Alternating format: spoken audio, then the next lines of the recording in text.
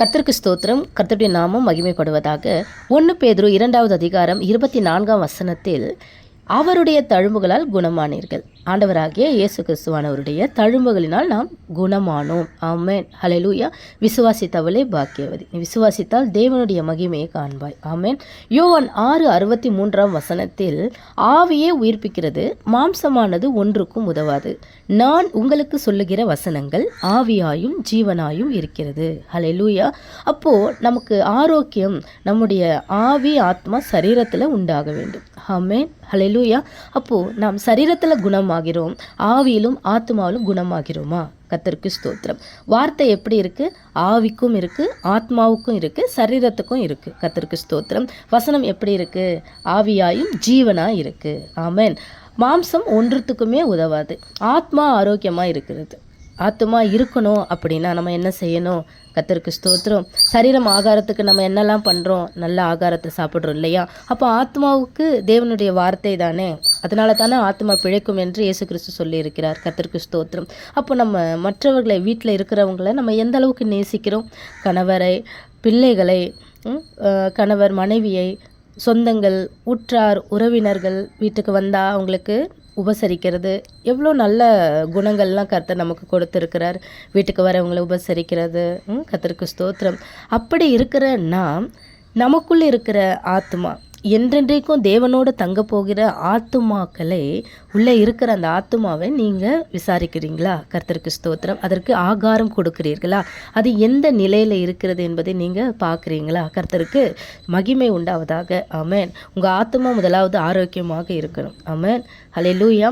வீட்டில் இருக்கிற ஒவ்வொருத்தருக்கும் நம்ம எந்த அளவுக்கு பார்த்து இது என் பிள்ளைக்கு பிடிக்கும், இது என் மகனுக்கு பிடிக்கும், இது என் கணவருக்கு பிடிக்கும், இது என் மனைவிக்கு பிடிக்கும், இது என் அண்ணனுக்கு, சொந்தங்களுக்கு, எல்லாருக்கும் நம்ம பார்த்து உணவுகளை சமைத்து பரிமாறுகிறோம். கர்த்தருக்கு மகிமை உண்டாவதாக. ஏதாவது வாங்கி கொடுக்குறோம். இவ்வளவு அன்பு தேவன் நமக்கு கொடுத்திருக்கும் பொழுது நம்முடைய ஆத்மாவுக்கு ஆண்டவருடைய வார்த்தை தான் பிழைப்பு. நம்முடைய ஆத்மாவுக்கு ஆண்டவருடைய வார்த்தையால் மட்டும்தான் ஆரோக்கியம், குணம் எல்லாமே.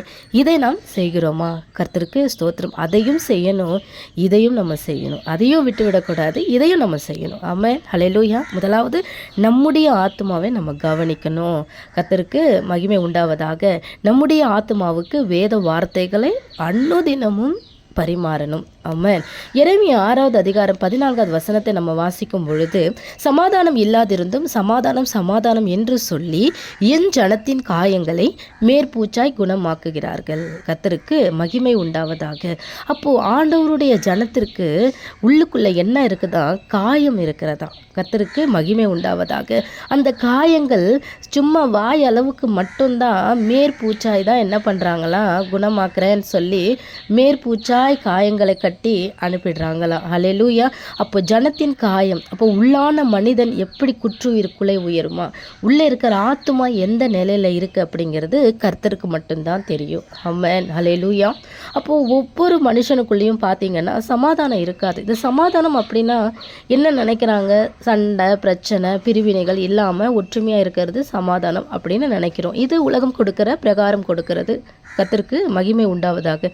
ஆண்டவர் சொல்கிறார், அது உலகம் கொடுக்குற பிரகாரமாக என்னுடைய சமாதானம் இருக்காது, என்னுடைய சமாதானத்தை நான் உனக்கு கொடுக்குறேன். அப்போ தேவ சமாதானம்னா முழுமையான சமாதானத்தை கொடுக்குறார். எல்லாவற்றிலும் வாழ்க்கையில் என்ன தேவை, எல்லா விதத்திலும் ஒரு திருப்தி, எல்லாவற்றிலும் தேவனை மாத்திரம் சார்ந்து இருக்கிற இயேசு கிறிஸ்துவானுடைய ரத்தத்தை அவர் கொடுத்திருக்கிறார். கர்த்தருக்கு மகிமை உண்டாவதாக. ஆமென், ஹல்லேலூயா. அப்போ நம்முடைய நம்முடைய ஆத்மாவில் சமாதானம் இல்லைன்னா கர்த்தருக்கு மகிமை உண்டாவதாக.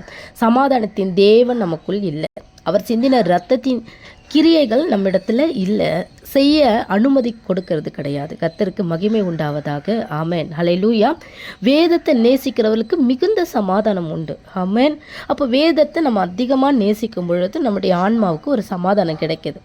வேத வார்த்தைகளை புசிக்கும் பொழுது என்ன பண்ணப்படுது அப்படின்னா, நம்முடைய ஆன்மாவுக்கு சமாதானம் இருக்குது, நம்முடைய ஆன்மாவுக்கு நல்ல ஒரு ஆரோக்கியம் இருக்குது, செழிப்பு இருக்குது. அப்போது நம்முடைய ஆத்மாவில் வியாதிங்கிறது இருக்கக்கூடாது.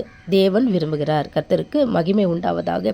துக்கம் இருக்கக்கூடாது, சீர்கேடு இருக்கக்கூடாது, ரட்சிக்கப்பட்டு இருக்கணும், அனுதினமும் ரட்சிக்கப்படணும், அனுதினமும் வேத வாசிப்பு, அனுதினமும் சுத்திகரிப்பு, அனுதினமும் தேவ வசனத்துக்கு கீழ்ப்படுகிறது. ஹல்லேலூயா, ஹல்லேலூயா. அப்போது அனுதினமும் நம்ம துதிக்கணும், அனுதினமும் ஜெபிக்கணும். ஒரு பாவத்திலிருந்து கர்த்தர் விடுதலை ஆக்கி அந்த பரிசுத்தத்துக்குள்ளே கொண்டு வந்த பிறகு பின்னிட்டு பார்த்து மறுபடியும் அந்த பாவத்துக்குள்ளே போகக்கூடாது. உண்மையான மனந்திரும்புதல் நம்ம வாழ்க்கையில் இருக்கணும். அதற்கேற்ற கிரியைகளை நம் தேவனுக்கு காண்பிக்கணும். கர்த்தருக்கு மகிமை உண்டாவதாக. கனிகளை கொடுக்கணும். கர்த்தருக்கு ஸ்தோத்திரம். நம்முடைய நாவு ஆவிக்குரிய நாவாய், நம்முடைய கண் ஆவிக்குரிய கண்களாய், நம்முடைய காது, நம்முடைய இருதயம், கை கால் ஆவிக்குரிய அவயங்கள் எப்படி இருக்கணும்னா ஆரோக்கியமாக இருக்கணும். ஹல்லேலூயா. மாம்சம் ஒன்றுக்கும் உதவாது. ஹல்லேலூயா. அதில் என்ன பிரச்சனை, என்ன பலவீனம் எது இருந்தாலும் அதையும் ஆண்டவர் சரீரத்தையும் என்ன பண்ணுறாருன்னா சுகபலன் ஆரோக்கியத்தை கட்டளையிடுகிறார். ஆவிக்கும் ஆண்டவருடைய வார்த்தை, ஆத்மாவுக்கும் ஆண்டவருடைய வார்த்தை, சரீரத்துக்கும் ஆண்டவருடைய வார்த்தை. கர்த்தருக்கு ஸ்தோத்திரம். ஆமென். ஹல்லேலூயா. பரம வைத்தியர் அவர், ரண வைத்தியர் அவர், நம்மை குணப்படுத்துகிற கர்த்தர் அவர். கர்த்தருக்கு மகிமை உண்டாவதாக. அவரிடத்தில் திரும்புவோம், அவருடைய வார்த்தையின் சத்தத்தை கேட்போம், அவருடைய வார்த்தையை ஜீவாப்பம் நானே என்றவரை புசிப்போம். கர்த்தர் நம்மை ஆரோக்கியமாய் வைத்திருப்பாராக. கர்த்தருடைய எல்லா மேலான கிருபையில் ஒவ்வொரு பிள்ளைகளையும் அவர் வழிநடத்த ஆயத்தமாக இருக்கிறார். கர்த்தருக்கு மகிமை உண்டாவதாக. கர்த்தர் உங்களை ஆசீர்வதிப்பாராக. ஆமென்.